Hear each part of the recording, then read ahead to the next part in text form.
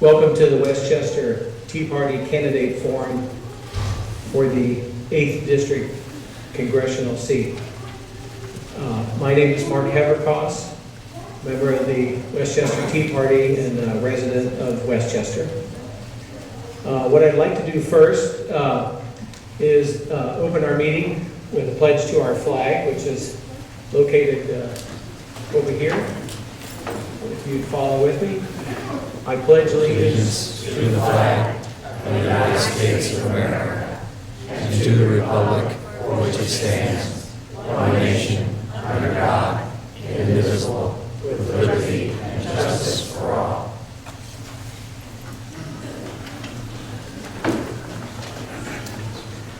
Thank you. One of our candidates who had planned on being here tonight was Jim Sperlino. His rep, Taylor Myers, is sitting in the front row, and he'd be willing to talk to people afterwards. So if you want to see him tonight. What the Tea Party's done is come up with a list of questions. And rather than ask the first person that question and have the next group of people repeat the same answer over and over and over again, what we've done is come up with a list of 60-some questions. I have a basket full of 60-some numbers. Each candidate to start is going to pick 2 numbers. They will then go down the line. They'll each have 2 minutes to answer that question. So they don't know what question they're going to answer beforehand. I don't know which question they're going to answer. So I'm just going to be going to my little sheet and finding out what that question may be. I'd like for you tonight to listen to these answers to get an insight to who your candidates are. I often wonder why people get into politics, what motivates them. I've often asked myself why I've gotten involved in things. And I got an answer to that question the other day. I was looking through some memorabilia, and I found my 9th grade Gettysburg Address paper, where you had to write it from memory. I got an A+ on it, and this was 47 years ago. So somehow that teacher got to me in some way or another, and here I am this evening. So to start with, if you would just pass this on down, and pick 2. Kind of like the McDonald's, pick 2.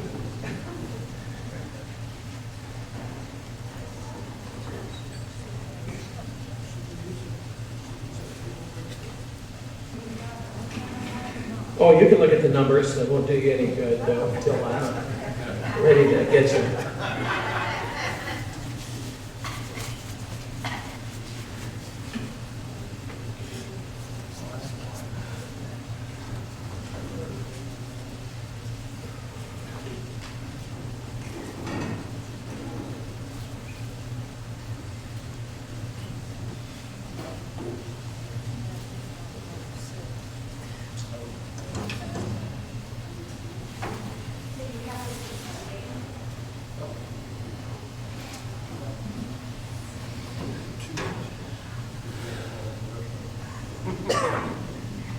Okay.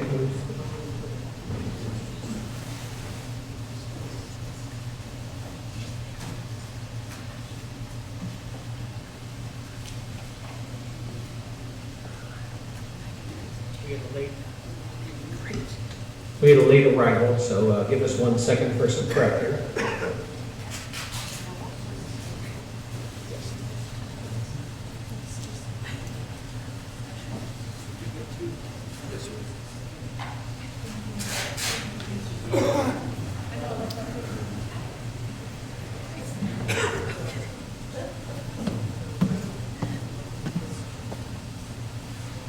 Okay, we're going to begin tonight by giving each candidate 2 minutes to tell us what it is they want to tell us about themselves. So if you would pay attention to the timekeeper, and I'm just going to slip off to the side here and As you're finished, the next person just go on from there. And that was a reminder to turn off your cell phones. I will do the same.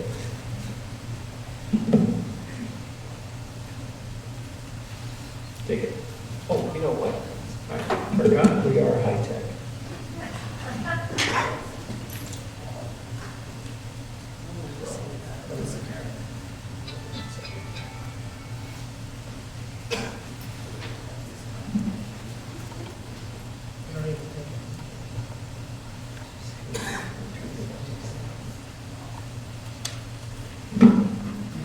Requires glasses.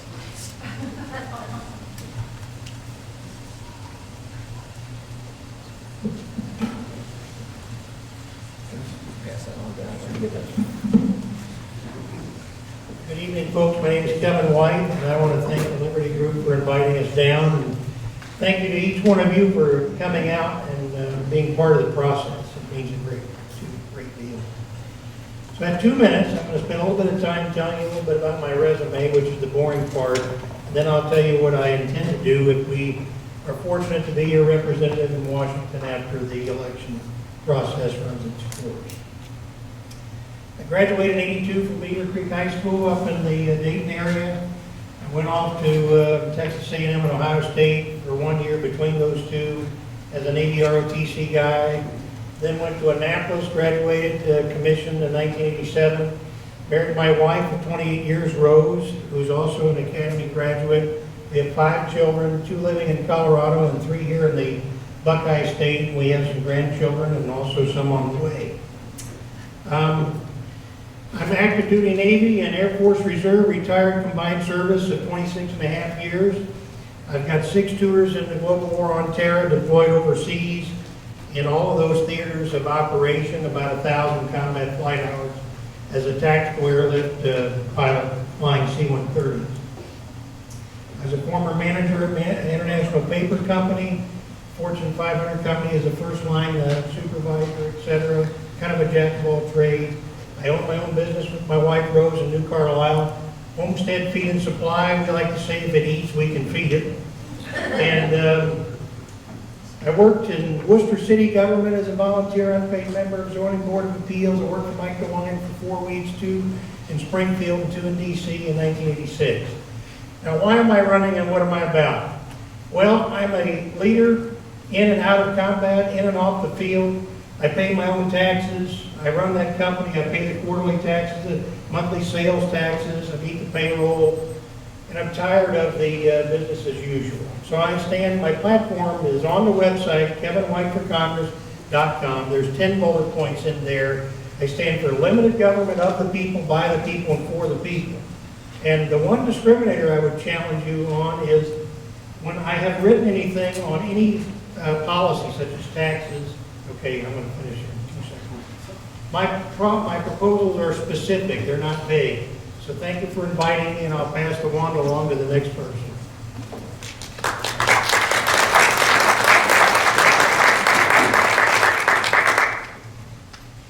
Good evening, everyone. My name is Terry King, and I've been an attorney for almost 30 years. I started out as a Butler County prosecutor for 10. I was a juvenile court magistrate for 3, and then I've been doing basically criminal trial work for the last 15 years. The reason I'm running, I swore I would never run for politics again after 2010, and I ran for Butler County juvenile judge. And I won't go into the reason why, but I swore I'd never get to get into politics again. But when Obama was elected, and I saw the downhill that we were falling into, and I watched Boehner, and I watched all the Republicans just bend over and give him whatever he wants and sell us down the road, the angrier I got. And I said, I'm going to put my name in it and I'm going to run. Because I love my country.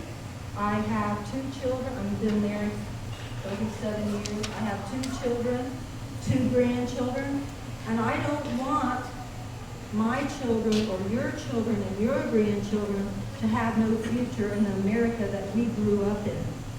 I love my country. We have a specific culture, and we have specific values. And what I see coming out of Washington is not what America stands for. We're heading down the road toward communism, toward socialism, toward an Islamic state at some future if we do not stop what's going on. We elected in 2010 all the way to through the last election, 2014, Republicans to go up there and stop Obama. Did they do it? No.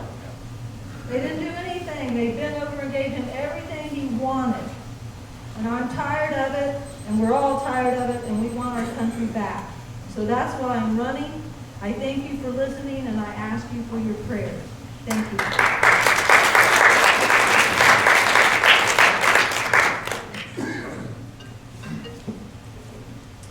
Hi, my name is Warren Davidson. Thank you guys for coming out tonight. I grew up just north of here, a little ways north of here. I joined the Army after high school. I enlisted as an infantryman. Served over in Germany in 1989 when the wall came down and literally got to meet people the first hours of freedom crossing the border. From there, my chain of command helped me go to West Point, which isn't the normal route, but a good one. And I went from that to back into active duty as an infantry officer. Was able to serve in Ranger Regiment. When I was there in 1998, Kenya and Tanzania embassies were bombed by Al-Qaeda and created by bin Laden. Unfortunately, the FBI was summoned to deal with that, and they're still dealing with it. And obviously, 9/11, the world recognized that was not the right course of action. In 99 and 2000, we were busy in the Balkans with Kosovo. Congress never constitutionally authorized it. There were a lot of frustrations with the way the country was going at that time, and I felt like I should go do something else. So I came back to Ohio and started focusing on growing companies. When I came back, we had a company with 20 people in it. Today, we've got multiple companies that have grown. I've partnered with others, and we've created some scale. We have a company here nearby in Fairfield that a partner of mine bought in 2014 and merged it with the two that I have been growing in Troy. Altogether, 200 people in the district. I know for sure that Obama didn't help us build it, and I know for sure that, that there's a better way to grow the economy. I've been encouraged by endorsements from Club for Growth, and that's their theme. We had to grow our way out of this.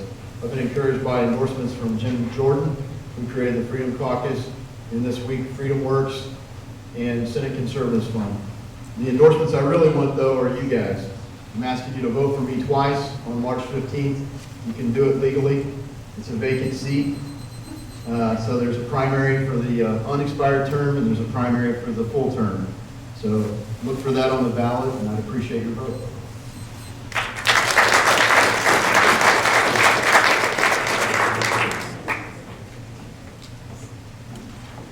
Hello, my name is Eric Hammerly, and I'm an American Government and American History teacher in the Great Oaks School District here in Greater Cincinnati. I have a bachelor's degree in history from the University of Cincinnati, a bachelor's degree in social studies education from Northern Kentucky University, and a master's degree in education from Xavier University. My wife and I were both raised in Troy, Ohio. We currently are raising our two sons right now in Westchester, Ohio. Before I start anything, I want to thank the Westchester Tea Party for coordinating this event, for inviting me to this event. Very grateful for the opportunity here. I also want to thank Butler Tech for hosting the event. As a teacher and a career tech school, folks, I know what happens here every day, and I know the awesome things that happen here at Butler Tech every day. And Butler Tech's got an awful lot to be proud of. We can talk about career tech and vocational education later time. There's a lot of good things that happen in this building every day. I also want to thank the candidates for being here tonight. It's always good to see these guys and talk to them. The more I get to know them, the more I see them and discuss the topics and read about these guys. Regardless of what happens on March 15th, folks, I'm confident that the future looks good for the 8th District. Most importantly, though, I want to thank you. This is what it's all about. It's a cold night outside, and the voters are here, the constituents are here. This is what it's all about. You guys are here because you want what's best for the district. You want what's best for your state and our nation. You want to live in a safe, healthy, and prosperous community, safe, healthy, and prosperous district, and that's why we're all here. And I feel very good about that. And we're here because we want what's best for our families and our future. So thank you very, very much for this opportunity. Thank you for coming out.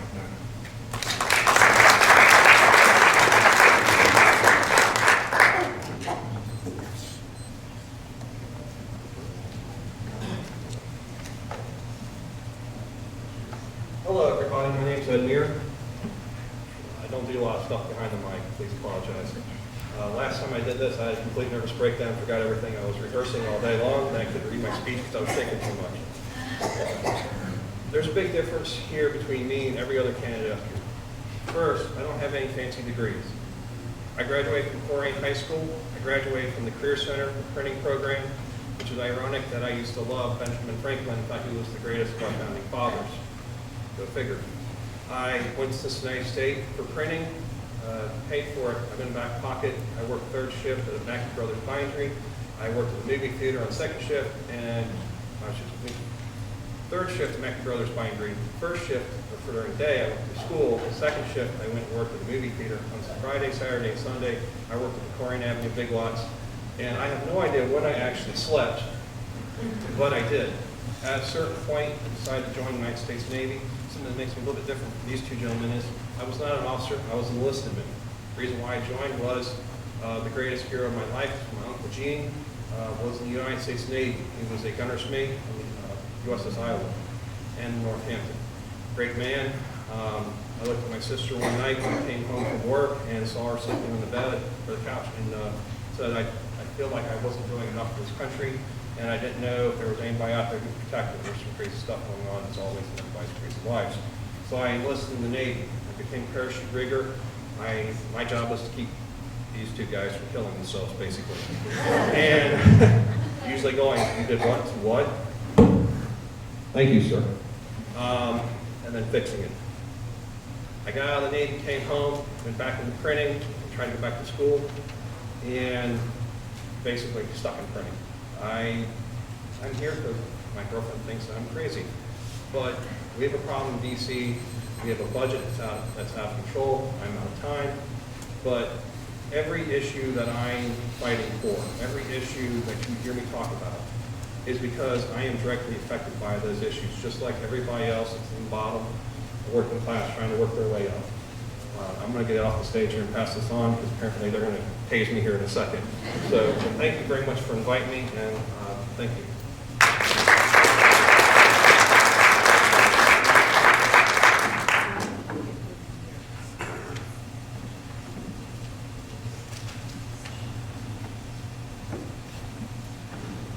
Good evening. My name is John Boehner. I'm from Monroe. Moved there from Middletown in 1965. I'm not a politician. I'm a retired plumber. I believe in paying cash for what I buy. When I was 18, I didn't have the cash. Some of the things I'd like to see done in Washington, I'd like to see the budget balanced. They have a baseline budget where they increase it automatically 3, 4, 8%. I see different figures in the newspaper. That should be eliminated, and the budget completely should be reduced 1% per year. Each year 1 more percent until it comes into line with the income.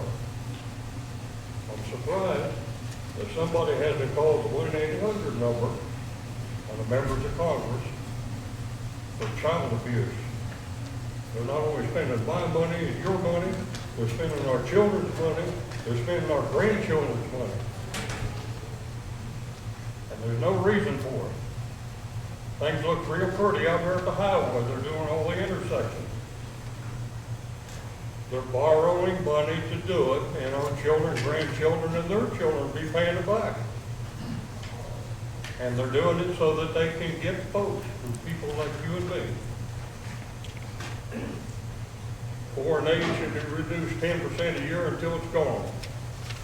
Department of Education should be reduced to 10 people to write checks once a year to each school district in the country for money that they can use per student population, that they can use for classroom instruction. And as far as getting rules and regulations, thank you.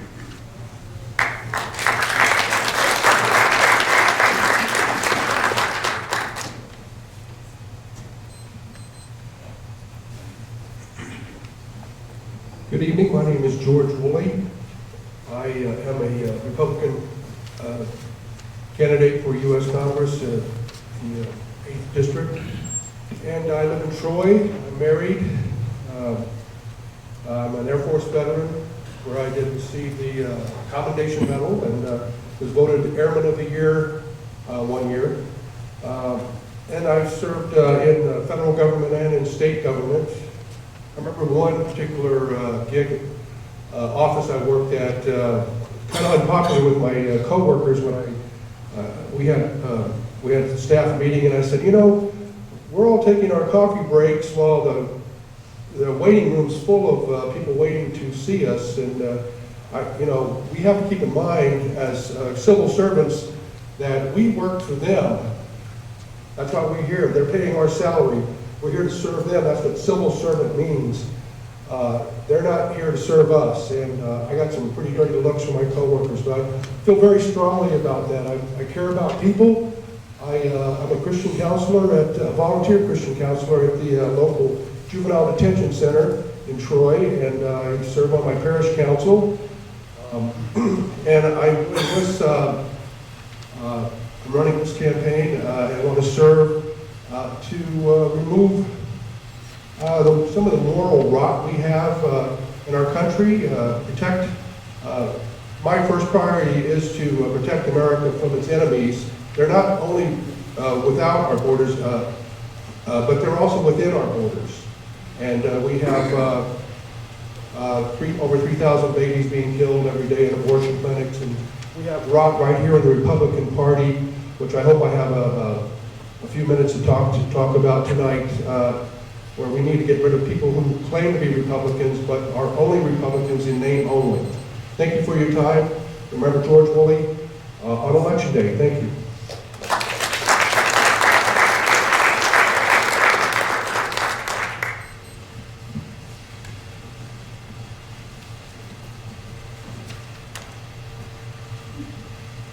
Hello, my name is Jim Conda Jr.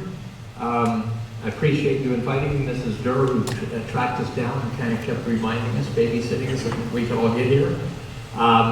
I've run for Congress a number of times. Some of you who might listen to talk radio on WKRC might recognize my voice a little bit. Usually I've got to watch that I'm not going to get hung up on by the host.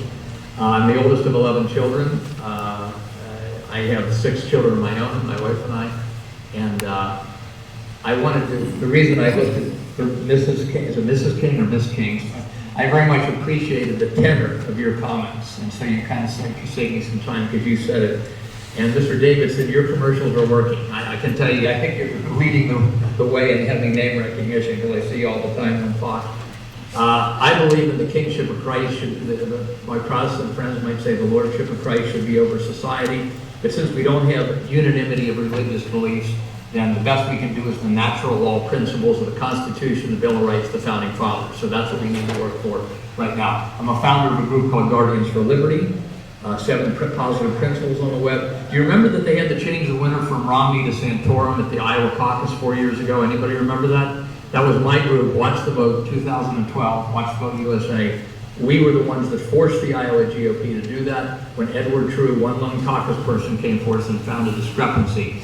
And so we were the ones that forced to do that. Aaron Burnett on CNN picked it up, but that's quite an accomplishment for volunteers in their basements on computers around the country to force one of the most powerful political organizations in the country to change the winner. So I appreciate this timekeeping system. I meant to buy a stopwatch, but this is good. So I have 15 seconds left, and I just wanted to say, I hope we can get into some of these things, because I have on my website all the solutions we need, not just complaining about it, but what we can do, all of us, to turn Washington around. Thanks. Bye-bye.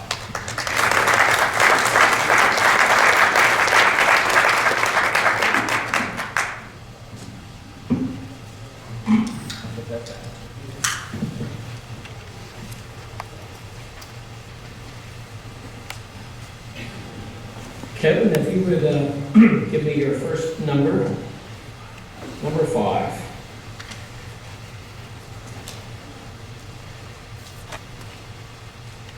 Name an existing federal regulation most in need of reform. Well, lot of them. That's a good question. I have to come up with one regulation that I think needs to be reformed.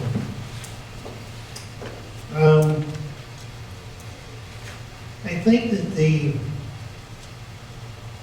fact that we have the Environmental Protection Agency, and I can't specifically tell you the name of the water regulation or rulemaking proposal that's the hotbed of immediacy in effect, but that is being held up in court by a real thin fabric, a real thin line. I think the court in Cincinnati is the only thing standing between that regulation and you and I as property owners and farmers, and the regulation basically would, if it's allowed to go forward, would essentially take any puddle of water in your yard or your farm, and how many of you have ponds on your property, then those bodies of water would be considered navigable waterways like the Ohio and Mississippi rivers, and the Corps of Engineers and all of the federal regulatory provisions that are used to maintain our waterways would then have jurisdiction over your water feature in your backyard, in your platted neighborhood, or on your farm, where you have maybe an acre or two and freshwater fish, and your kids swim or boat. So it's pretty scary to think that there's just one court in the land that's standing between that and the EPA, which is part of the executive branch, of changing that law and directly affecting all of our quality of life. So that should be stopped in its tracks. It's egregious assault on individual liberty. Thank you.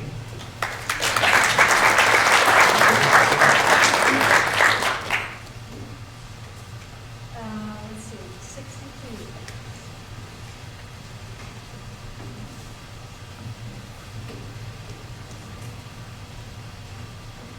What's that? It says, are we going to hear from you that you can work across the aisle with Congress to get things done? Well, I will try, but am I going to abandon my principles or my beliefs? Absolutely not. We've had way too much of that for way too long. And every time you hear the Republicans say, oh, we can't shut down the government, we'll be blamed for it. Shut the friggin' government down, excuse my language. If he shuts the government down, fine, they can't spend any money. Is that right? I've never seen anything like it in my life. I'm not going to go up there and I'm not going to give them everything they want. We have elected Republicans time and time again, and they go up there. Whatever the Democrats want, it doesn't matter. If the Republicans control the House and Senate, whatever the Democrats want, the Democrats get. You want an over $1 trillion budget when we're broke? Well, yeah. What about Iran? Let's give them the capacity to get a nuclear weapon and destroy us and destroy Israel. I am fed up, and I know you're fed up too, and I get so sick of the talking heads on the media saying, oh, the people's angry and we don't know why. Well, if you had any common sense, you would know why. We're sick to death of being sold out. We vote for individuals. No offense against John Boehner, but he did absolutely nothing. Nothing. And I tell you what, if we go up there, I will fight for term limits. Then people don't need to go up there and make a lifetime job of being in the Congress. You need 2 terms, out you go. And the Republican cronyism, they're only interested in passing their seat on for their next buddy who agrees with them. And I'll tell you, right now, it's just unbelievable to me, and I lost my thought what I was going to say about something else, but I tend to do that. But I want to say this, my time's up. If we don't stop them, and everyone I've talked to while I'm walking and knocking on doors, if we don't stop them and we don't win this election, I don't see the United States coming back. We gave our nation away if we do that. And with God's help, I pray for America without ceasing that this does not happen. And every one of us needs to be on our knees in prayer for our nation. because we have to save it. Thank you.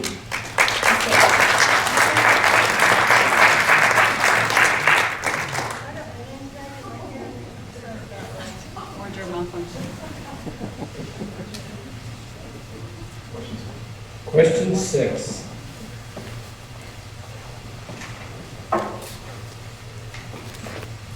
Warren, do you view Edward Snowden as a traitor or a patriot? That's an interesting question. The guy's clearly a criminal, and he's clearly courageous. He's done a heroic thing to call attention to something that shocked the world. I don't think it shocked anyone with a good security clearance, but it did.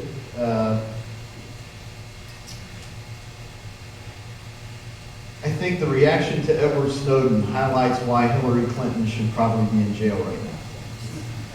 Right? So if the party is ready to criminalize Edward Snowden's conduct with free classified information consistently, Hillary Clinton would already be in jail. Edward Snowden violated a law. Sometimes you have to be willing to do something that you know is wrong by the law. You have to remember that there are lots of things that are legal throughout history. What Hitler did to the Jews was legal. What we're doing in abortion clinics across America is legal. There are lots of things that are legal and wrong, and sometimes there are things that are illegal but right. So that doesn't mean there shouldn't be consequences for Edward Snowden. He probably has some blood on his hands. There are people that probably died because he shared that information. And so I don't think he should be held guiltless over it, but I think he's done something that was important for the public to know.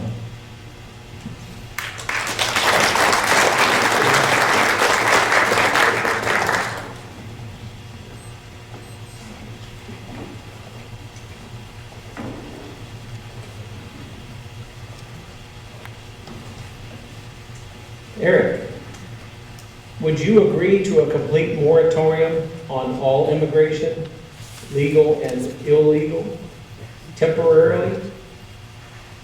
No, I would not agree to a complete moratorium. We allow one immigrants into the United States every year legally. We have a serious problem with immigration in the United States, and it all starts with the porous border. Okay, folks, it is unconscionable to me that we are still talking about border security. We're still talking about an immigration crisis in this nation over 14 years after 9/11. It is now 2016, and we're still talking about this as a serious threat. It was September 12, 2001, and if I were in the House of Representatives, I would propose legislation that day, to put the military on the border. Ladies and gentlemen, we have 7,514 miles of border between the United States and Canada, between the United States and Mexico. On September 12th, that morning, I was the President of the United States, I would have ordered the borders to be buttoned up immediately. Instead, George Bush sat in that classroom and he wanted to hear what happened in the rest of that children's book. Button the border up immediately. All right, 7,514 miles of border. I would put our military on the border. We have 360 ports of entry into the United States. The military would be around those ports of entry to this day. And I've always said that since 9/11, folks, because number one, the number one priority of the federal government is to keep our nation safe. That's the number one priority of this nation, of our federal government. The military would be on the borders. I would have proposed legislation the day after 9/11. And not only that, we'd have our military around our sensitive targets, our power grids, sensitive financial institutions, folks. 9/11 changed this world. It changed this world, changed our country. All right, if our military was on the borders from September 11th to this day, we wouldn't be talking about a moratorium on illegal immigration. All right, we are still talking about a porous border over 14 years after the fact of 9/11. This is, and I'm going to say it in my closing statements, folks, we're going to talk about proactive leadership versus reactive leadership. All right, we are still reacting to 9/11. That should have been proactive leadership that very, very morning. The President of the United States should have buttoned the border up within the hour after those attacks on 9/11.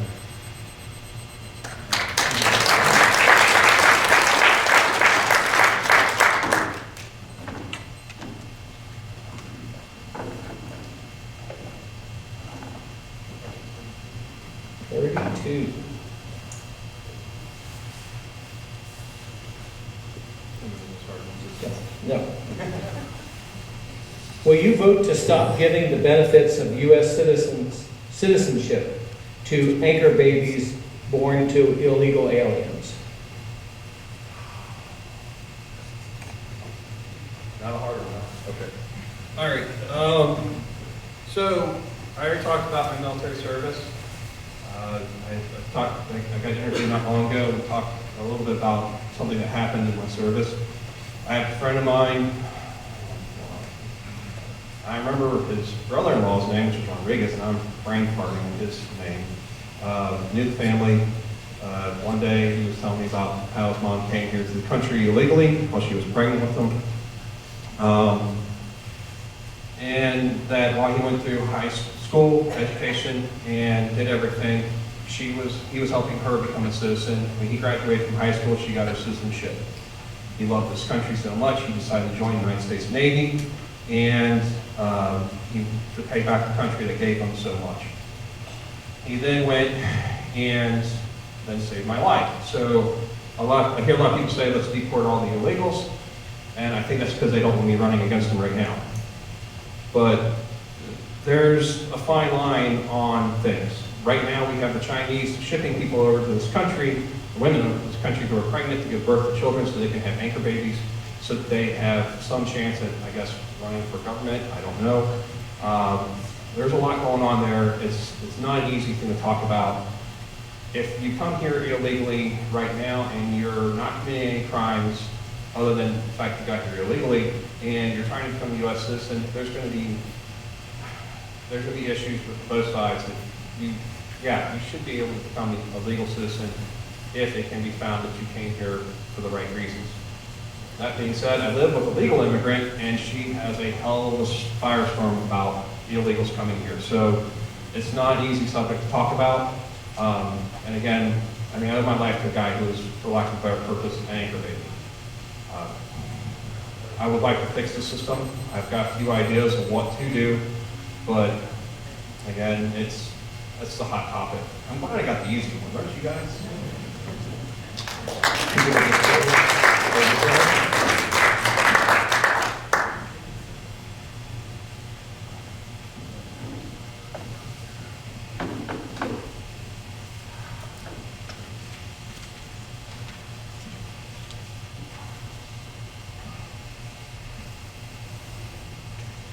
What are your 2 top priorities to preserve or increase funding?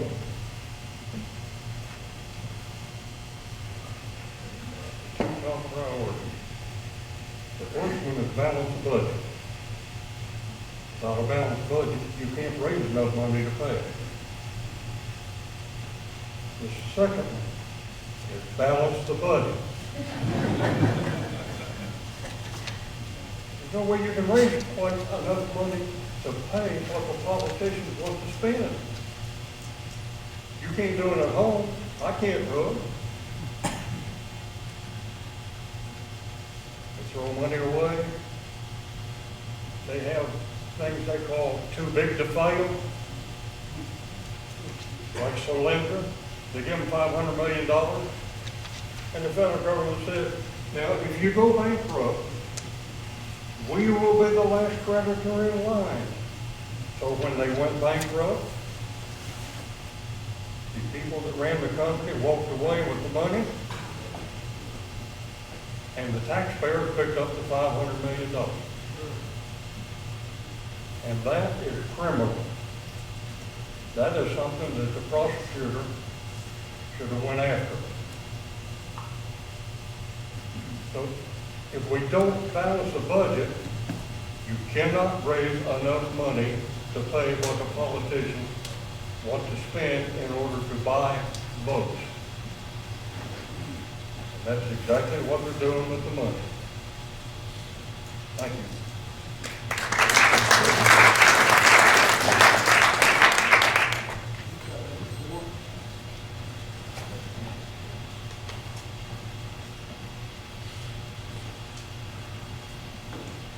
Number 4, if elected, name which 3 committees you would like to serve on.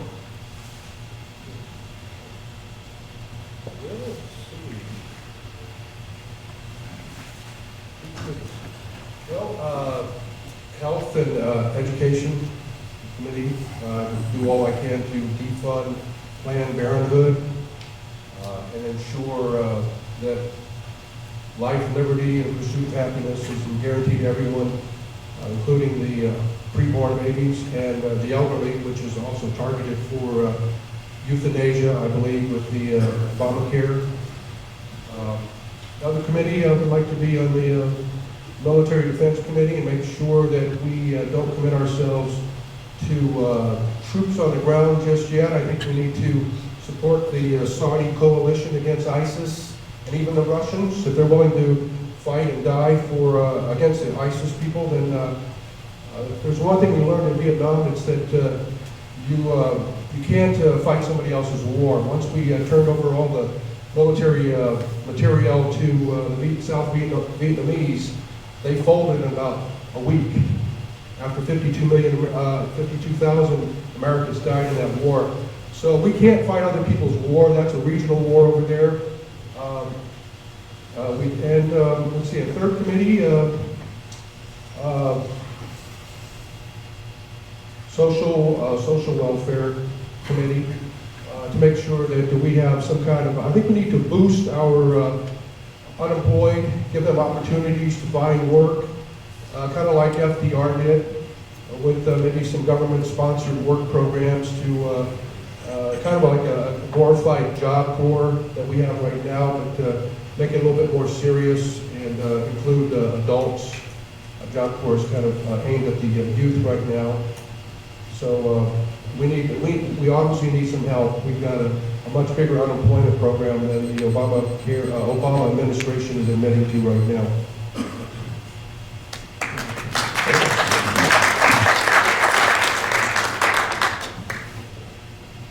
Forty-three.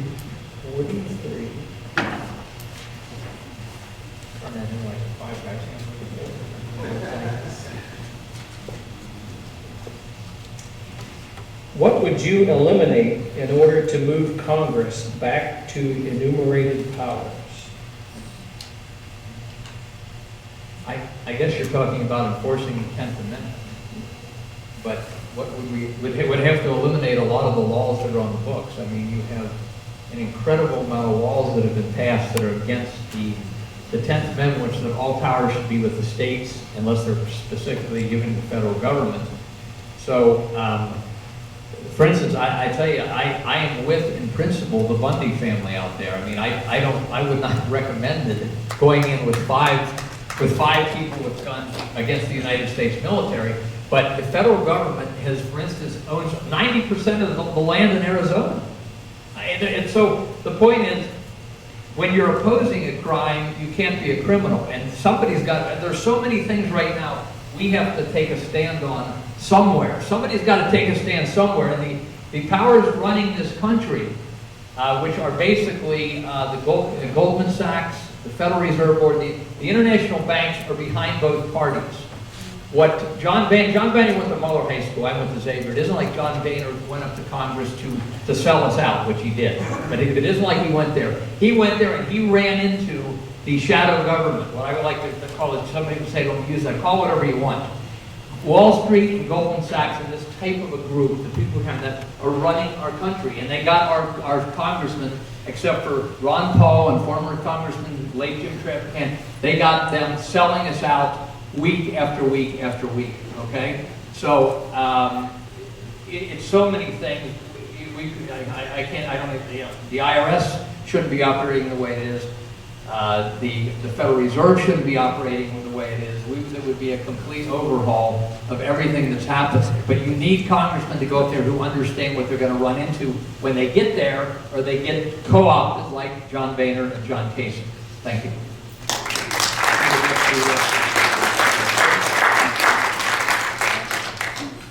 Let's start our round again there with Kevin. What was that?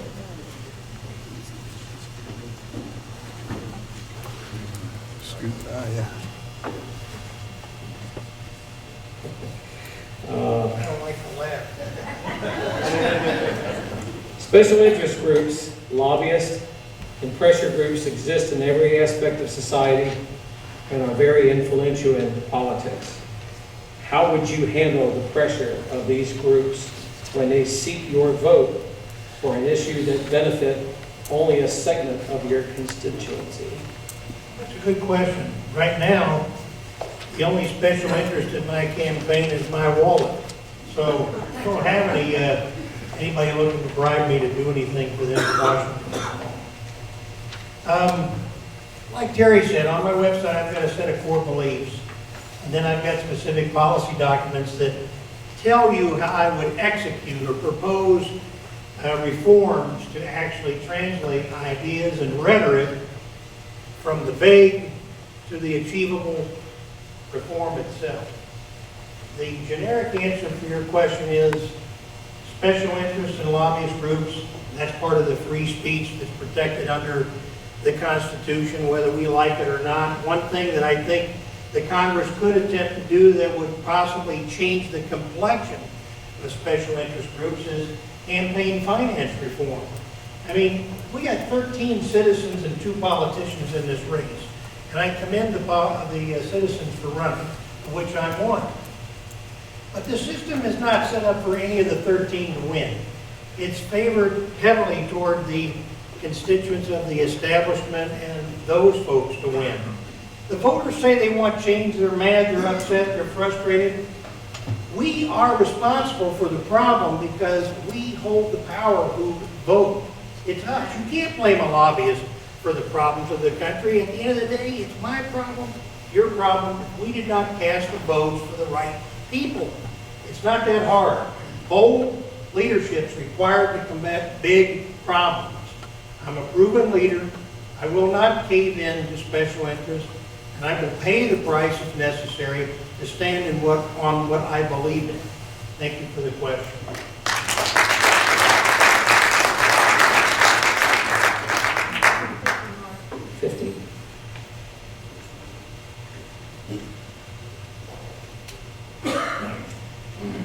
What would you do to improve education at the federal level?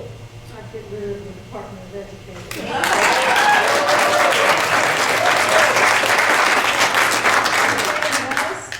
I tell you what, that Common Core is a disaster. You know what, my daughter-in-law's a teacher up in Miamisburg, and of course Ohio teaches Common Core, so you need to look at some of the people that aren't here that are running, who have worked in the Senate, but they haven't stopped Common Core and they haven't stopped Planned Parenthood.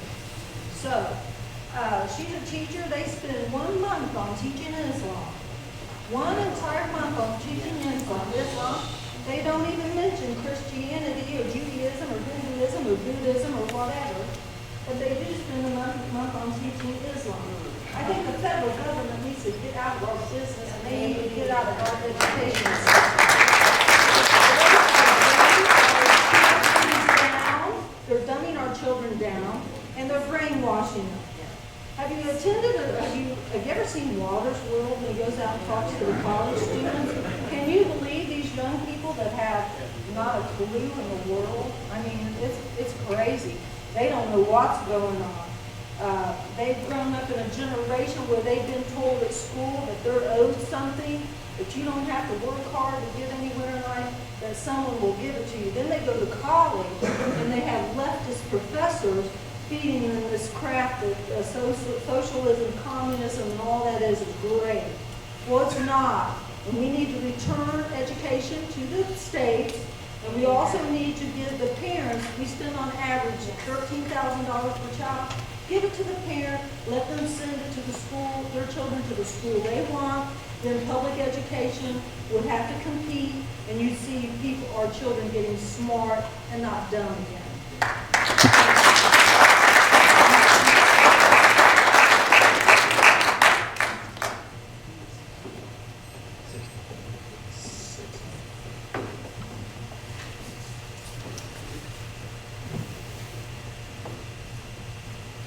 Do you have a problem with the biblical principles that contributed to the writing of the U.S. Constitution? No, I love them. Thank God our founders had a faith that was strong, beliefs that were clear, and they wrote them down clearly in our documents. Our founding documents have the Lord all through them. And they make it clear, frankly, that there is a creator. They attribute him as the source of our rights, that all men are created equal, endowed by their creator with certain inalienable rights. It's amazing to me. I met a guy who can share his faith and share the gospel by sharing our founding documents, our Declaration of Independence, our Constitution, and simply point to the words that are in them. In our founding documents, I believe that the right to life should have been implicit. In Congress, I would work to make it explicit. Faith is a key part of our Constitution. It's a key part of our discourse today. I believe in traditional marriage. I've agreed with Scalia and Thomas in their court decisions. I was very disappointed in President George W. Bush's appointees to the court. And I think if we had better appointees to the court, we might be having a different dialogue today. That goes back a long way. Supreme Court appointees are very critical to this election today. I think we're all probably pretty confident that Ted Cruz is going to appoint somebody that would respect the Constitution, and we're certainly hopeful that any of the other leading candidates would do the same. In Congress, I would work to ensure that the Bill of Rights was respected across the country in every state in the United States, and that would include religious freedom. And I think in our government, faith is important that we respect the rights of others, because if we don't, our church will be next. So we need to be civil in our discourse, we need to be bold in our faith, and we need to live it. Thanks.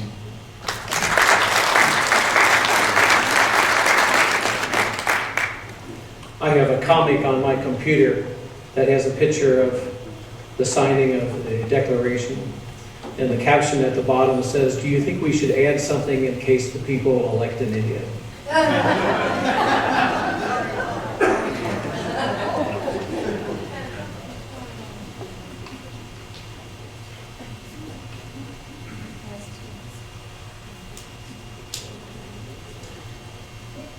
What would you do to restore liberty lost due to executive orders?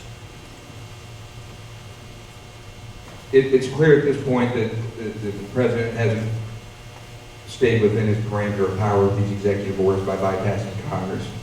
I think it's very clear that these executive actions that the president has issued is beyond what the Constitution requires in terms of checks and balances. Okay, one of our 6 principles of government is separation of powers and checks and balances. We did not elect an absolute monarch. We did not elect a democrat or a dictatorship here, folks. We elected a president of this republic. There's got to be constraints put on the president in terms of checks and balances and in terms of his executive action that he takes. Bypassing Congress. Okay, just today, okay, the topic for today in my government class was popular sovereignty and checks and balances. And we have a president that's going to go rogue. I don't think he's satisfied that he doesn't have a majority of Democrats in the House or the Senate. And it's time, folks. It is time. There's no reason why there cannot be a consolidation of Republicans with this supermajority that they have in the House and the majority that we have in the Senate. You talk about the budget, for example. You know, and I think Terry mentioned it earlier. Republicans cannot be afraid to shut the government down, okay, to bypass, or to send a message to the president that we're not afraid, we will stand up to you. He cannot take executive action when it comes to something like the budget. We cannot be afraid to shut the government down. Ronald Reagan had 8 government shutdowns, folks, and he created 16 million jobs. Bill Clinton had 2 government shutdowns, and he created 22 million jobs. All right, so this president bypassing Congress, there's got to be some type of obstacle for the president. There's got to be the Republicans in the House and the Senate have to stand up to this president, let him know that your executive action is skirting Congress. And that is, they talk about the founding fathers. That's not what the founding fathers intended for the president to go rogue with executive action. The Republicans and the majority in the House and Senate need to stand up to this president to do what's right. And the executive action this president has taken is not in the best interest of the 8th District, of this state, or this nation.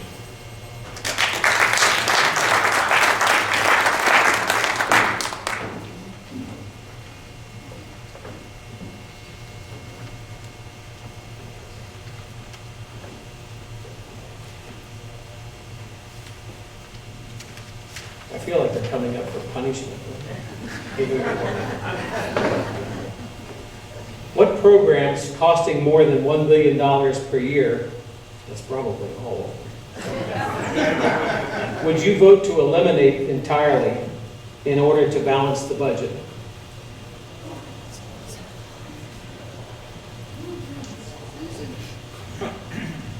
I love everybody says, that's easy, I can do that right now, let's get rid of this. And it's like, all right. $1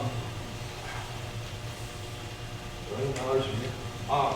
I like going small and then working your way up, and everybody starts complaining that you're like, hey, Mr. President, you can't hand out those pens that cost $700 anymore. 26 or 28 of them a week.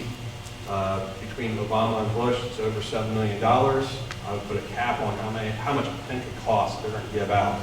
They go back to the days of Bush Sr. and Reagan, when it was, Reagan, by the way, was Parker Jotter. That was $9 a pen. And Bush Sr. was the last president to use a fountain pen, and that was a $12 a pen. So instead of the $700 pens that we have now, I would also go and change the way the military gets their fuel for the aircraft. Instead of wasting fuel every month, having to fly your so many hours to keep your fuel numbers up, so you keep getting new fuel next month, I would set the highest level that the squadron has ever used, your unit has ever used, and then just say that's your max level you have. If you need more because of wartime efforts, we'll give you more, but for the rest of the time, don't worry about burning all the fuel like you have been. That probably would save us about $3 billion right there. Beyond that, I have my notebook at home that has all the list of stupid little programs that I would like to go and mess around with and waste. Department of Education, I kind of argue or disagree with everybody on getting rid of it. What I would like to do is reduce the staffing of it, kick it like a hornet's nest, and tell them to do what their job is, what it was originally supposed to do back in the days after the Civil War when it was first created by the Republican Party, and before it was assumed or absorbed into the other departments and whatever happened to it over the years. Where they actually went out in the world, saw why everybody else is doing so much better than us in the different forms of education, different levels, come back with those ideas, tell the school districts how to work out a plan for each individual school district, and help school districts like we have in Detroit, where they don't have money to even put a new roof on their gym. But, all right, I'm running out of time, I'm sorry. Thank you all.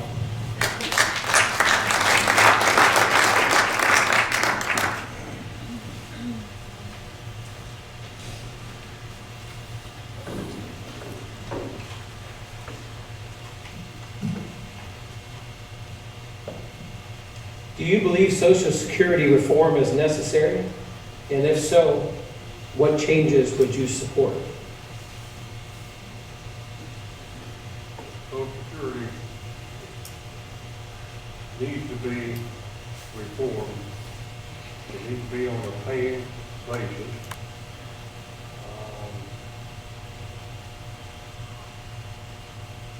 We're going to have to take a cut. People in the future are going to have to take more of a cut. The taxes are going to have to go up. And this is because what has been promised has not been fulfilled, because the promise that they would give us a check. And then they turned it around, took the money that was coming in and spent it. Now, they have to borrow money to send us our check. And myself, I would rather have a smaller check than no check at all. And no check is what's going to happen when the money that we owe is being called. Just like the bank. You buy a house, you don't pay for it, they take the house away. Our country has been borrowing money to operate. They'll raise $1 in taxes and they'll spend $1.40. We're borrowing money to pay interest on the money we borrow. And it will not sustain itself. But a smaller check, a little bit less now would be better than nothing later. Thank you.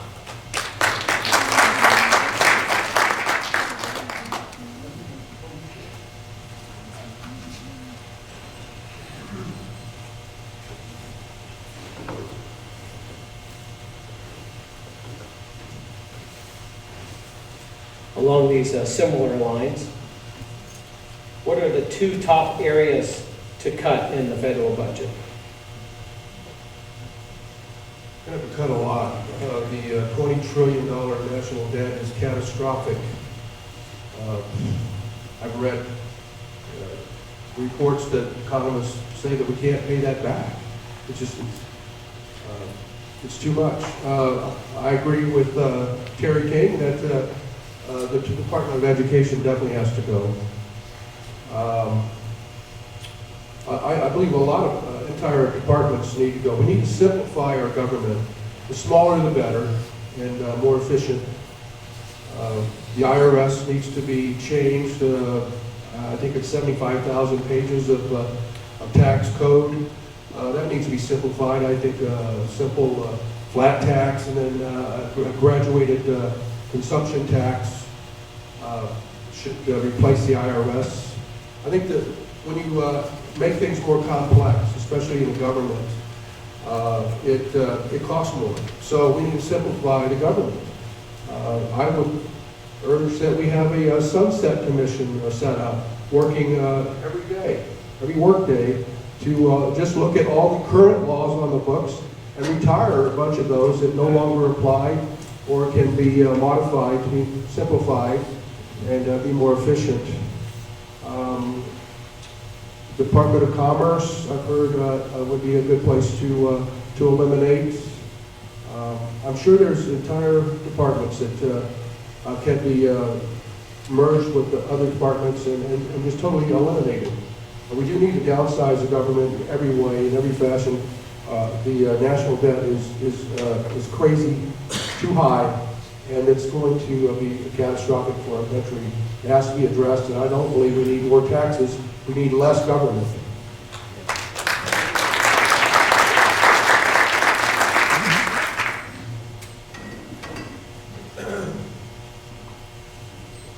I have 54. I didn't shake that basket. I got 43 and 54. Few of them all. Can you hear through this microphone? Yes. Okay. With me talking. I know I can hear most of you.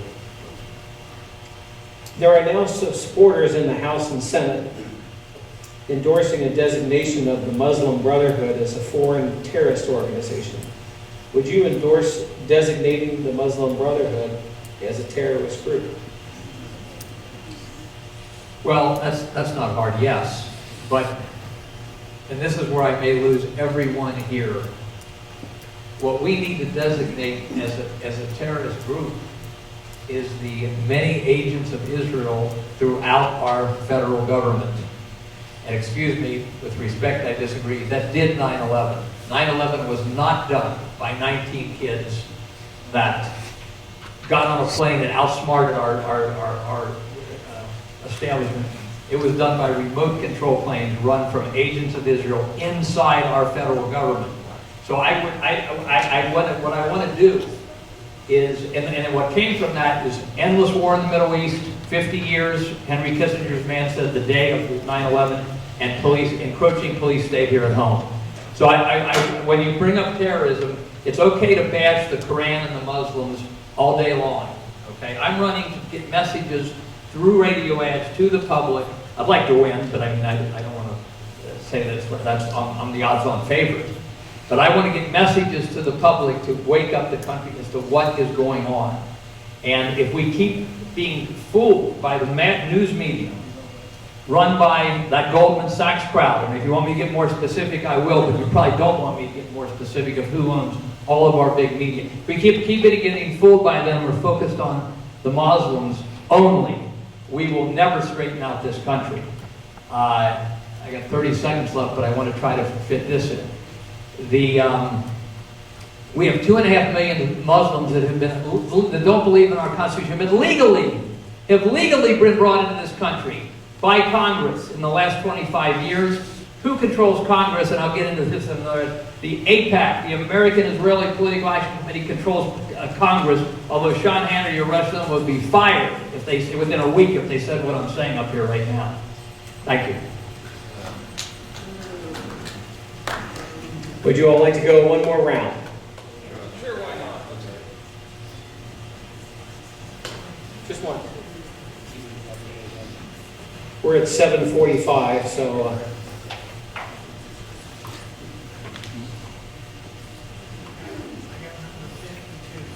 we'll wait till y'all get theirs.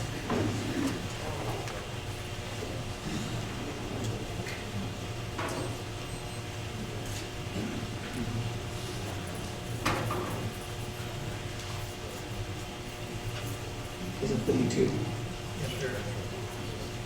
Do you support No Child Left Behind? Before I answer that question, no disrespect to any of the remarks made previously, I'm a pilot for United Airlines. I lost a coworker, more than one, in that 9/11 attack. There's no such thing as a remote controlled device that can take the command of that airplane away from me or the pilot that I know that flew into one of the towers. If there were, simply turn off all the electricity on the jet.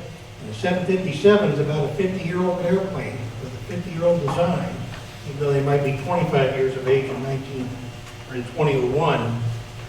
So that hits very close to home. I have direct experience with all the systems on those Boeing airplanes. I know the people that died in those airplanes. I lost a classmate at the Pentagon, and I respectfully disagree with all the remarks that were made earlier, because it's just an oversimplification of what, and everybody's entitled to their point of view, and I'm sorry I have to speak up against that. I've got an education piece on the website. It's got specific reforms for reforming education. I'm against No Child Left Behind, followed up by Common Core. Common Core is a follow-on to that program originating in the 90s. I propose 3 basic tracks. If you're an educator, you identify children in school, you put them on one track for technical college bound, and then a non-technical college bound, and then a trade or a skills trade program, something like what this institution here does. And that way our kids are prepared and they don't need to go to junior college in order to be remediated to attend and succeed in a 4-year college. I do believe that you need to decentralize education and give it back to the communities and stop blackmailing states to comply with federal directives in order to get money back.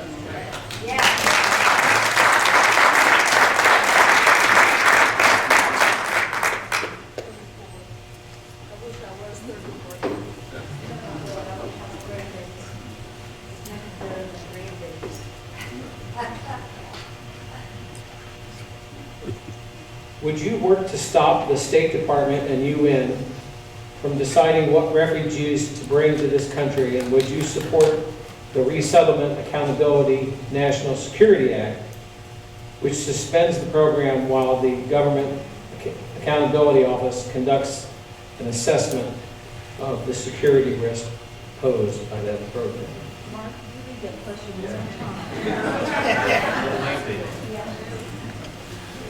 Would you work to stop the State Department and the UN from deciding what refugees to bring into this country? It's probably a quick Absolutely. Why don't we get the UN out of our business?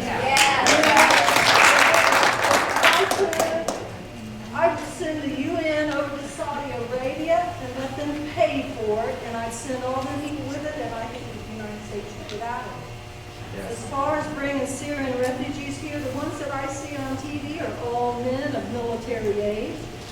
And since we've had Muslim women involved in Sambor and Medina terrorist attacks, which our president refuses to call Islamic terror, absolutely.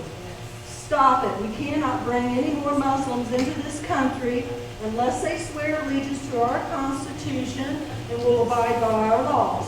Our Constitution is not amenable to Sharia law.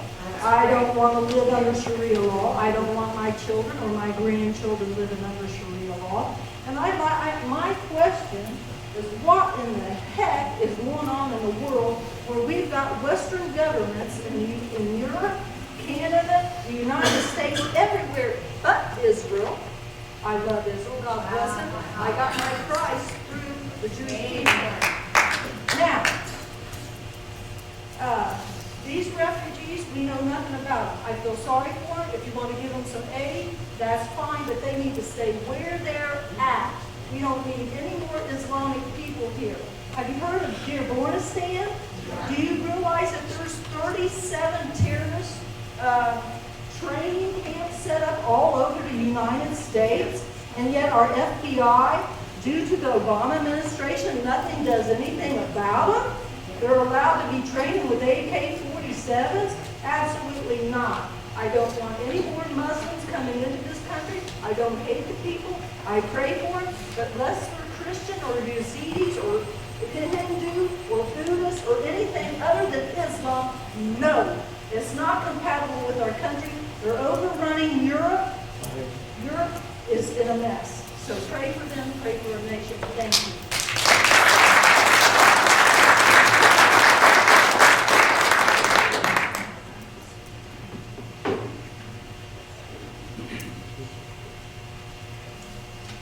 Yeah.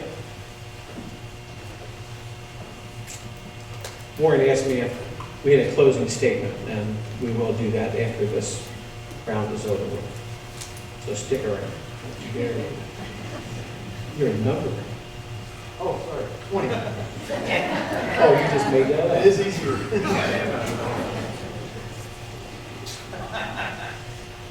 Would you vote to abolish the millions of pages of IRS code for a simpler tax? Which tax structure do you support? Well, that one's much easier than my first one. So yes, I would repeal the 16th Amendment if I could and replace it with a fair tax. I think a fair tax or a consumption tax is the most effective system that we could go to. But I would not implement a fair tax without repealing the 16th Amendment, because what we would get is temporary relief on income tax and a permanent income tax or sales tax, consumption tax. So what I do favor is a much simpler tax code. I like Rand Paul's proposal on tax. This is specific. Frankly, what we need on most of these issues isn't more ideas. We need people that are going to go do them. The Republican Party has a platform that is pretty good. Opportunities to improve for sure. What we need is people with the resolve to go there and fight to do it. So if I get to go there, I will fight to do this. I will fight to have a simpler, flatter tax code. I will fight to control immigration using the tax code and using the leverage that people like to use on funding. So defund sanctuary cities, for example. We can use it for that. We're not going to enforce the law of our country. You can't have our funds. Because there is no border between California and Ohio that is enforceable. But there is one between Mexico and California. I would also, I didn't find it hard, I would end birthright citizenship. William and Kate, if they had their babies in the United States, whether they're here on a trip or unless they had become citizens, their babies are future heirs to the British throne. They're not Americans, they're British. So you can take the racism out of it. We're descendants of that part of the world. If we don't do those things, we won't control immigration. And if, as Reagan said, there's no way to tax our economy to health, there's no way to have a better tax system that is an increased tax system that's going to grow our economy. But there is a way to have a better tax system that will help us grow the economy.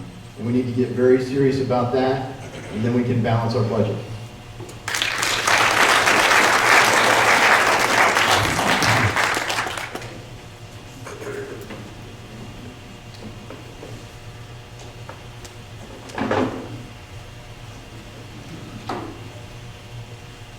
When it's time to elect a new speaker, would you vote to re-elect someone that had previously put forth a budget that increases our nation's debt limit and raises our deficit? That's the easiest question I've had all night. The answer is no. Listen, I've said this all along. you know, when you're running for the 8th district, I've thought about this for months now, and when we speak of Speaker Boehner, it's kind of a slippery slope, right? Because under Speaker Boehner's leadership here in the 8th district for 25 years, 2.5 decades, we owe him a great deal of gratitude. There were a lot of shovels hit the ground, there was a lot of job creation, there was a lot of commerce, but at the same time, Speaker Boehner is responsible for $4.1 trillion added to the national debt. Our national debt, folks, you've heard this number, you hear this number all the time, $19 trillion. President Obama is doing what he's supposed to do, folks. He's a tax and spend liberal. He's passing budgets that are simply unsustainable. His most recent budget that he just sent to Capitol Hill, folks, $503 billion in deficit spending. So the answer is no, and it goes back to what I said earlier. With a Republican-controlled House and Senate now, we've got to send somebody from the 8th district, from all 435 districts across this nation. We've got to send somebody who's going to be a little bit more budget conscious, and especially the Republicans. We cannot pass these budgets that are simply unsustainable. The answer is no. I would not elect vote for a speaker. Speaker Ryan, I know he was new on the job and was just given this budget, but now he's got his both feet on the ground. He's got traction. We cannot continue to pass these budgets that are just going to be passed on to future generations. The answer is no. There's got to be some fortitude in the House of Representatives to stand up to these tax and spend liberals.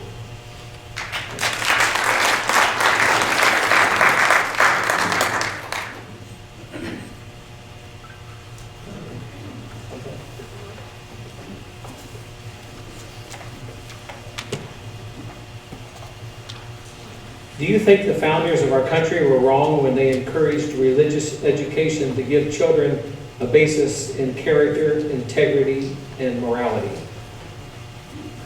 Now everybody's leaving right when I get this question. Boy, I feel real confident. No, I think that the Bible tells you that Jesus, it doesn't matter if you go off the 4 Gospels of the Bible.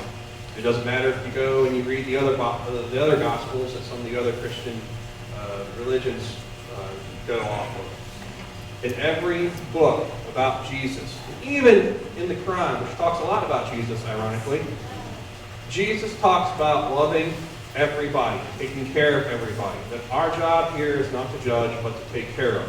It is to comfort and to help pick somebody up. And when we have kids and we go to them and we don't teach them that, they go around and become a little spoiled brats. And they expect everything, and they treat people like trash, and they make fun of people because they're different, and then they bully them, and they beat them up, and then they leave them in a ditch somewhere to die. Does that sound like something that happened to someone pretty personally? Sorry. I was raised in a certain manner to treat other people who were different from me in a certain manner. And that was to help them, comfort them, take care of them.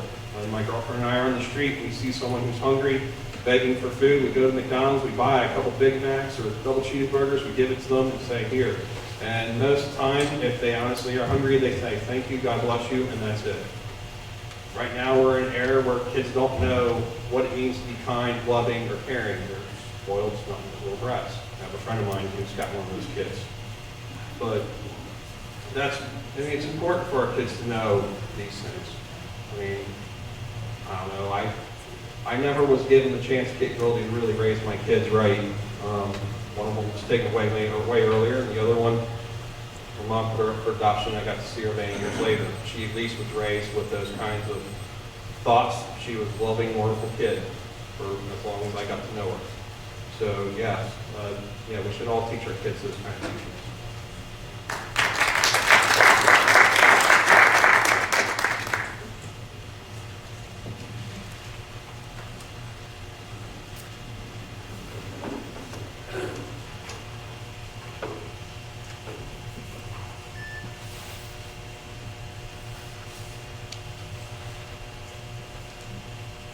In 10 years, the U.S. will have a $127 trillion in unfunded liabilities known as entitlements. What is your plan to fix or pay for those entitlements?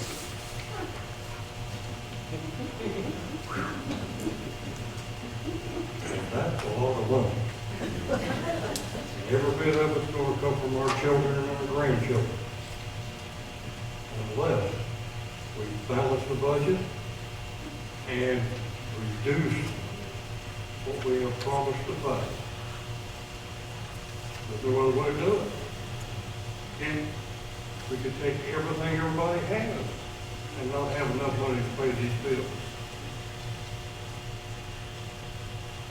We gotta cut back, we gotta generate, and when I say generate, I'm thinking about creating jobs that pay taxes. I got 4 houses that have people in them, 2 per house, that's 8 people that's on Social Security disability.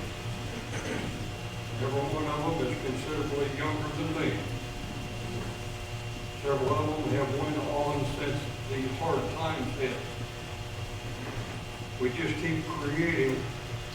Now these people are not only growing disability, they're not paying Social Security.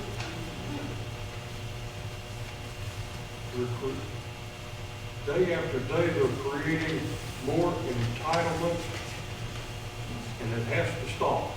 The disabilities should be revisited every 3 or 4 years to be sure that there's still a disability.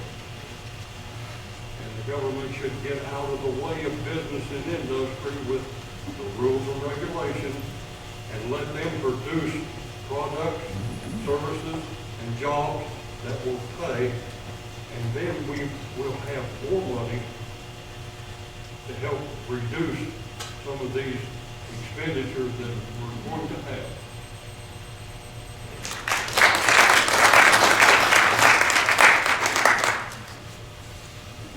Question number 45.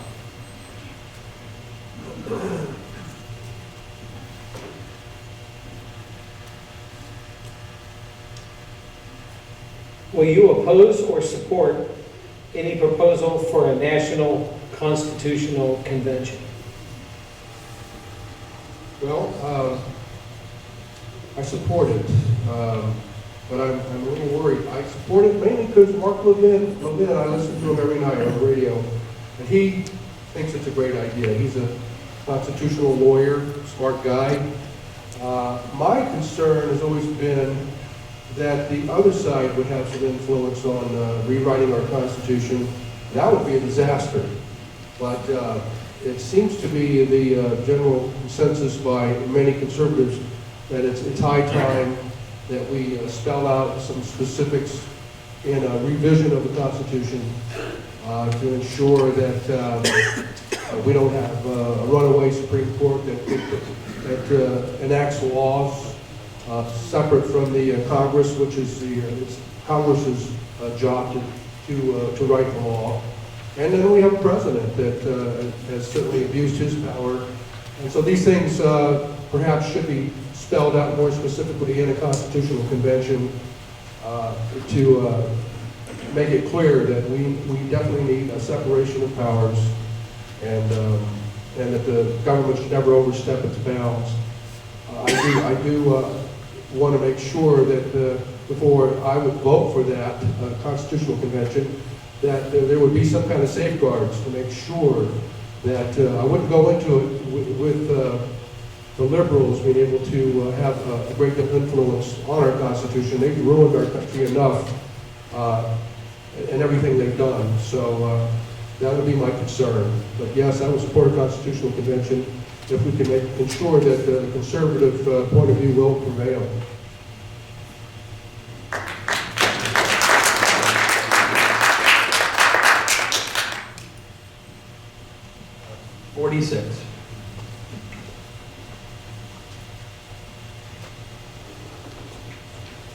This is kind of like the lottery because we've only had one number under 22 this evening, and that's where all my good ones were.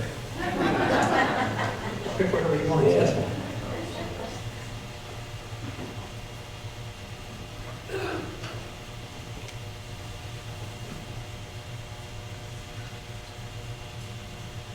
Will you urge congressional committee chairmen to hold public hearings on the grab for legislative powers by judges and then take appropriate action to require the judiciary to respect the separation of powers? Yes, and that would be, the same would go for Obama and his executive orders. What I've been extremely frustrated about is, and I think Mr. King and others have too here, why aren't they impeaching Obama? Why aren't they impeaching these federal judges?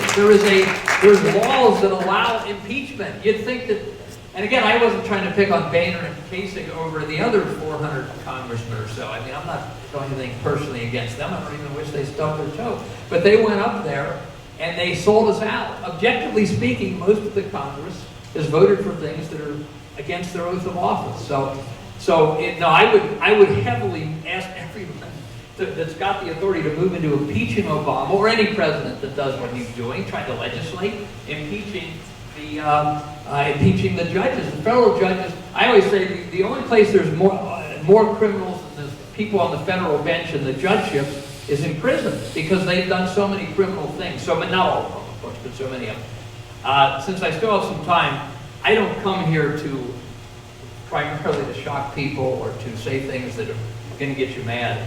But I do want to say that what I said on 9/11, I believe with all my research, everything, I have the same concern as the other gentlemen do for all the people that died that day.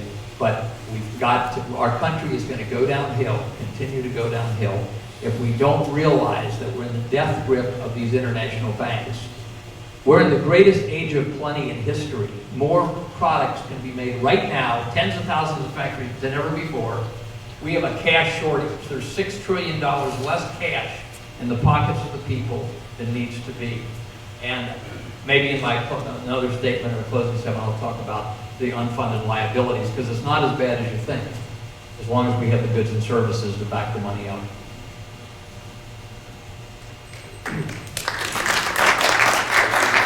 I'm going to ask our candidates to try to stick with a 1-minute closing. And I do that because I think there are people in the audience who want to meet you more than you might expect. So that would give you more time afterwards to meet and greet with those people. So at this time, our timekeeper will kind of notify you, but you can keep it short and sweet. And after the last person has spoken, they'll be dismissed to talk to you in the crowd. I encourage you to talk to them and find out what everybody, I think you've heard that. I did have one question. What did you think of our format as far as our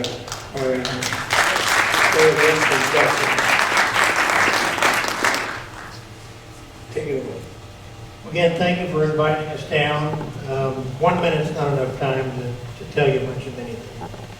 If you want to find out what I've got out there, you got to go to the website, you got to do your homework on any of these candidates and make an intelligent choice. That's the American way. I was brought up to work hard and put my nose down and get the job done. Flying combat missions into all the vacation desert spots. I got these intel briefs that made me think I might not come back, but I had people on the other end that were depending on me. I go to Washington, the same attitude will prevail. When you elect a congressman, you should try to select the strongest leader possible that can be your advocate, your voice in your stead in D.C. I would abolish AMT. I would reduce tax brackets from 7 to 4. Just a couple things on my budget plan. It's a 3-year plan. It cuts spending by $36 billion. I stand for life, liberty, and freedom. I thank you again for inviting me here tonight, and I thank the other candidates for participating as well. God bless you, and God bless the United States of America.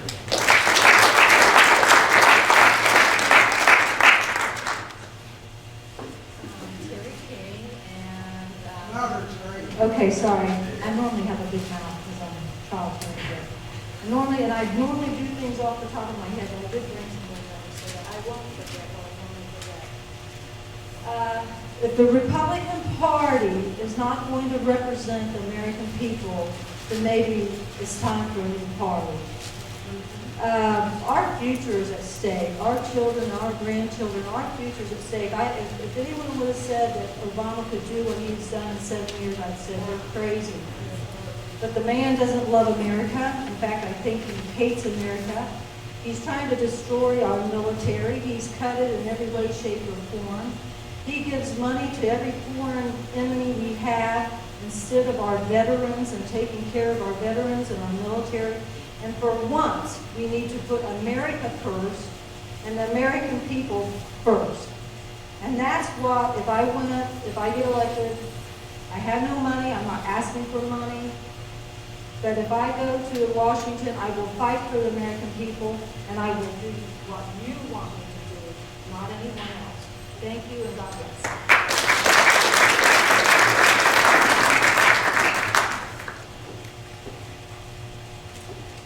Thank you very much. It's really an honor to be in front of you guys tonight. I'm Warren Davidson. I love this country with a soldier's passion. You'll hear that on some ads, and it's true. I want to do this. I joined the Army when I was out of high school because I thought I'd be a career soldier. I was honored to be able to go become, from an enlisted soldier to become an officer. That was unexpected, and it was a great pleasure to do it. I thought I'd stay another career. I got out because I really felt that the Department of Defense was going to go one of two ways, towards the FBI or towards a terrain-based approach to fighting wars when the wars were really objective-based, like destroying terror networks instead of occupying parts of the country. That strategy has failed and it panned out. I was very encouraged to see the unity that came in the country after 9/11. I think we have a chance this year in this election to elect conservative leaders that will show we're not just opposed to things, we have a positive vision for the way to run this country. If you send me there, I will fight for it. I know we can do it. We're the most creative culture that's ever existed, and it's crucial that our children inherit the kind of country that we have seen our founders build, and not just a history book about it. Thanks.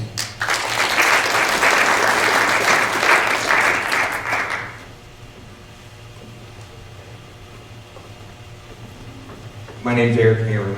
One more time again, I want to thank you candidates for coming out tonight. Again, it's good to see these guys, talk to these guys. I want to thank you folks for coming out to constituents. This is what it's all about. For you folks to see the 8th district so that we move forward and that we have a safe, healthy, and prosperous district. If you think about it, ladies and gentlemen, if you think about some of the best presidents we've had in American history, Abraham Lincoln, Teddy Roosevelt, Ronald Reagan, what's one thing that they had in common? Besides all being Republicans, folks, they had one thing in common. They had proactive leadership, not reactive leadership. This country has a lot of problems that need to be fixed. Number one, with our porous borders. Our porous borders alone are going to require reactive leadership. We would much rather have proactive leadership. We need to have, the porous borders will require reactive leadership.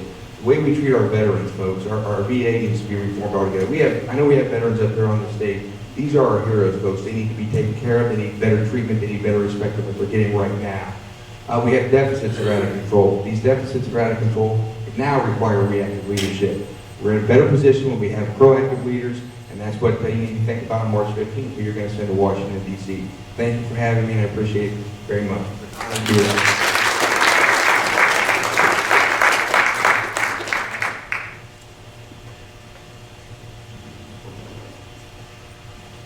It's always nice when you hear someone say something you just said the last few times you met them. Thank you for inviting me on. Again, my name's Edward Muir.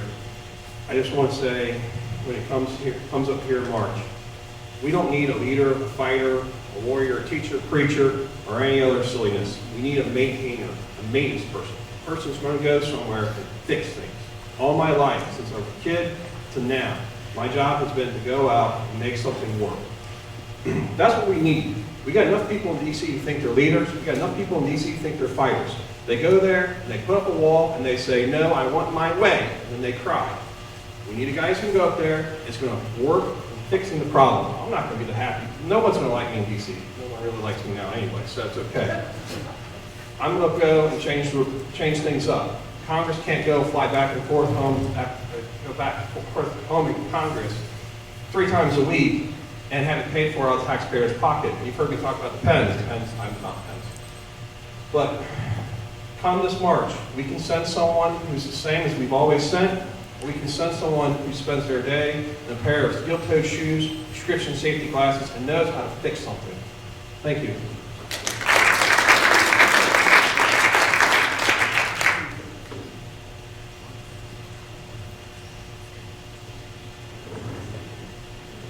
Thank you for your time this evening. The government taxes. Only half the people in the country are paying taxes. Everybody should pay something. If you make $1, you can pay a dime. You make $100, you can pay 10. You pick a percentage, that's it. No deductions, no exemptions. You got income, you pay. The government's really not too efficient in the medical. The Part D, or medicine, skyrocketing. If you remember a couple of years ago, the government stepped in and said, Part D, we're going to help you pay for it. And they put their fingers in. It doesn't always turn out the way they say it will turn out. Thank you.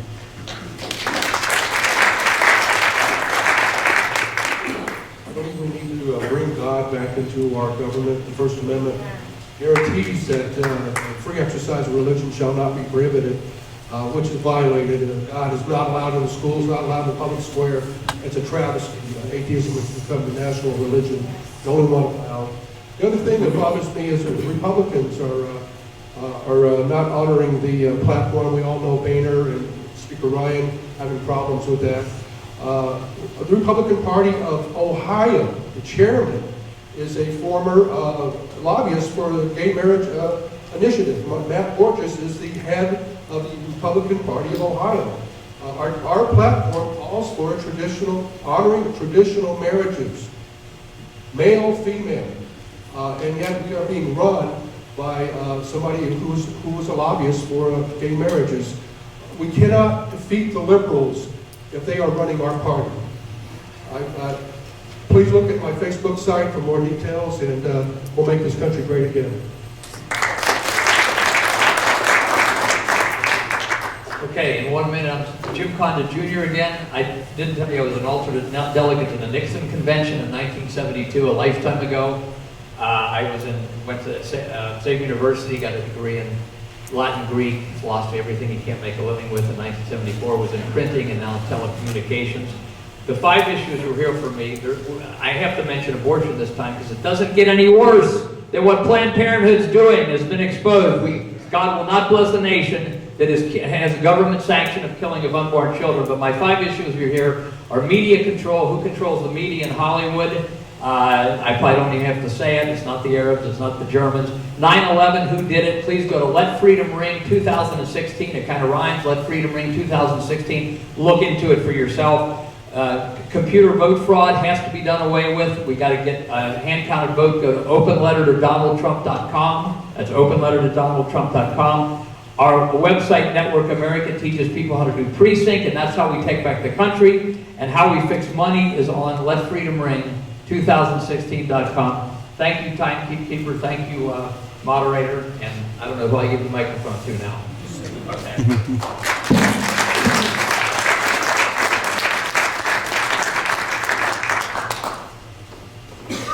Dismiss.